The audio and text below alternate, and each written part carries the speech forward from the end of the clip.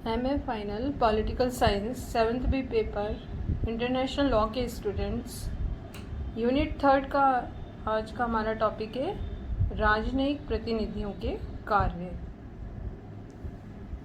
पिछले लेक्चर में हमने राजनयिक प्रतिनिधि क्या होते हैं इसके बारे में पढ़ा था। आज हम देखेंगे कि ये कौन कौन से कार्य करते हैं।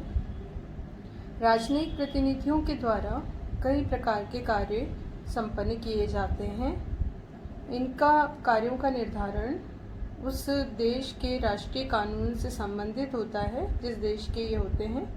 इनमें से कुछ कार्य तो देश की आंतरिक स्थिति से संबंधित होते हैं और कुछ कार्य वैदेशिक संबंधों पर आधारित होते हैं। प्राचीन काल में भी कौटिल्य इत्यादि की विचारधारा में जो दूत हैं उनके कार्यों का वर्णन मिलता है। जैसे वो राजा के संदेशों को अन्य देश के राजा तक ले जाने का काम करते थे, संधियों का पालन करवाना, शक्ति प्रदर्शन करना, मित्रता करवाना, शत्रु राज्य में फूट डालना इत्यादि जो कार्य थे वो कौटिल्य ने प्राचीन काल में राजदूतों के बताए हैं। उस समय भी जासूसी करना दूत का प्रमुख कार्य माना जाता था और आजकल भी ये कार्य होता है, लेकिन ये कार्य अंतर्राष्ट्रीय कानून की दृष्टि से वर्जित है। दूत का कार्य समाचारों और पत्र व्यवहारों के माध्यम से अपने देश की राजनीतिक और सामाजिक वास्तविकता को विदेशों में अभिव्यक्त करना होता है। प्रोफेसर ओपेनहीम जो प्रमुख राजनीतिक विचारक हैं, उन्होंने स्थायी और अस्थायी दूतों का भेद किया है और उन्होंने बताया है कि अस्थायी दूतों के कार्य उनकी नियुक्ति के उद्देश्य के द्वारा निर्धारित होते हैं और स्थायी दूतों का कार्य उन्होंने इस प्रकार बताया है। एक तो पहला वो बताते हैं कि संधि वार्ता करवाना। दूत अपने और दूसरे राज्यों के बीच विभिन्न विषयों पर समझौता करवाने वाले महत्वपूर्ण माध्यम है। ये उस राज्य से संबंधित होता है जिस राज्य में वो भेजा जाता है और उस राज्य से संधि वार्ता करवाता है। राज्य के अध्यक्ष और विदेश मंत्री का वो प्रवक्ता होता है, दूसरे राज्य से प्रतिवेदन स्वीकार करता है और अपने राज्य को भेजता है। दूसरा कार्य प्रमुख है वो है निरीक्षण का काम। दूत का काम होता है कि दूसरे राज्य की राजनीतिक परिस्थितियों का निरीक्षण करना, उसका प्रतिवेदन बनाकर अपनी सरकार को भेजना और इसका काम काफ़ी कुशलतापूर्वक उसे करना होता है। तीसरा प्रमुख काम है संरक्षण का कार्य और दूत का ये एक महत्वपूर्ण काम है कि विदेश में स्थित अपने देश के नागरिकों की संपत्ति, जीवन और अन्य हितों की रक्षा करना और देशवासियों को न्यायिक सुरक्षा प्रदान करना और दंड दिया जाता है तो उसे संरक्षण देना और संरक्षण प्रदान करने की कोई निश्चित सीमा कानून द्वारा निर्धारित नहीं की जा सकती। यदि विदेशों में देशवासियों के सम्मान हितों को चोट पहुंचती है तो राजदूत वहां के विदेश मंत्री से संपर्क करता है। एक प्रमुख काम है प्रतिनिधित्व करना। राजदूत अपने राज्य की सरकार का प्रतिनिधित्व करता है। वो समारोह में भाग लेता है और आवश्यकता के समय स्वागत करता है। राज्य की सरकार के सम्मुख विरोध भी प्रस्तुत कर सकता है, पूछताछ कर सकता है।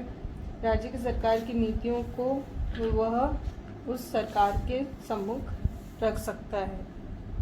फिर है जनसंपर्क का कार्य। राजदूत अपने राज्य और अपनी नीतियों के प्रति सद्भावना बनाने के कार्य में संलग्न रहता है।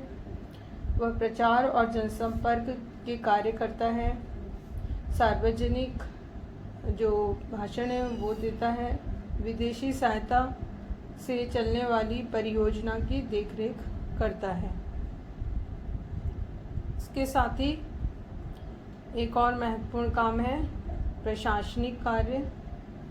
कूटनीतिक मिशन का अध्यक्ष उस समूह का प्रशासनिक अध्यक्ष होता है।